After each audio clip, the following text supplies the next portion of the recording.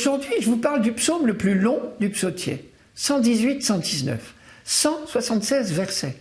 Et pourtant, il ne dit qu'une seule chose. Heureux les hommes intègres dans leur voie, qui marchent suivant la loi du Seigneur. C'est le premier verset et tout est dit. À la limite, on pourrait s'arrêter là. Les 3 premiers versets sont des affirmations sur ce bonheur des hommes fidèles à la loi. Les 173 autres s'adressent directement à Dieu, dans un style tantôt contemplatif, tantôt suppliant, du genre « Ouvre mes yeux, que je contemple les merveilles de ta loi ».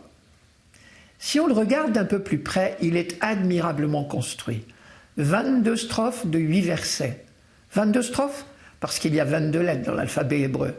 Chaque verset de chaque strophe commence par une même lettre et les strophes se suivent dans l'ordre de l'alphabet. En littérature, on parle d'acrostiche. Mais ici, il s'agit d'une véritable profession de foi pour dire la fidélité à la loi de Dieu, c'est le secret de notre vie de A à Z. Ensuite, 8 versets dans chacune des 22 strophes et 8 mots, toujours les mêmes. Le chiffre 8 dans la Bible, c'est le chiffre de la nouvelle création.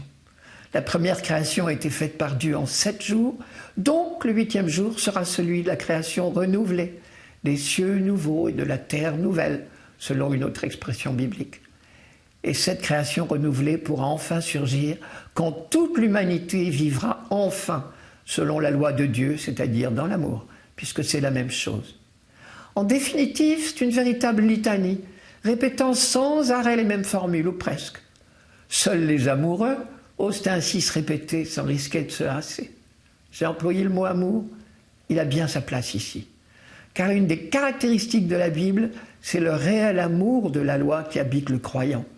Les commandements ne sont pas subis comme une domination que Dieu exercerait sur nous, mais comme des conseils, les seuls conseils valables pour mener une vie heureuse.